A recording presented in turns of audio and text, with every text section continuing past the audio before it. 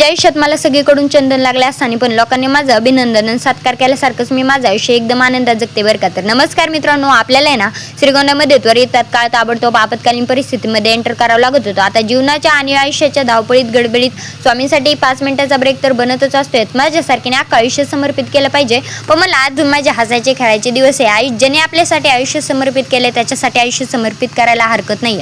त्याच्यामुळे सिद्धीकडे एवढे अनुभव आहेत ना की तिचे अनुभव श्रीगोंद्यातच नाही, पुणे, मुंबई, दिल्ली जरी गेले ना तरी ते पटपट व्हायरल होत असते. तर म्हणलं सिद्धी, तू जर ॲक्टिवामध्ये पेट्रोल टाकलं नाही ना तर तुला चालायचा अनुभव पण लवकरच येईल. त्याच्यामुळे ॲक्टिवा फुल केली, सरळ घराच्या दिशेने आलो होतं. घरी आल्यानंतर असलं भयंकर आबाळ आलं होतं ना, म्हणलं घ्या हेच आपले चांगले कर्म आहेत जे घरी आल्यानंतर पाऊस पडणार होता. घरी आल्याला असली भूक लागली होती ना, माझ्या मम्मीने बेलनं काढलं असतं भूक लागली म्हणल्यावरती, म्हणून आपण सरळ दाद्या, पिंट्या, चिक्या, बाबल्या सगळे घेऊन आहे ना सरळ वडापाव खायला आलो होतो. आमच्या गावात शेजारी ना एक वडापावचा ठेला असले भारी वडापाव भेटतो, पण तिथं गेल्यावरती आमचं नशीब एवढं भांगार की तिथला वडा संपला होता, पाव संपला होता, फक्त मिरच्या राहिल्या होत्या. मग मला असेच पैसे माघारी न्यूज तर कुरकुरे, चॉकलेट, बिस्किट खाऊ. Bye bye, Tata.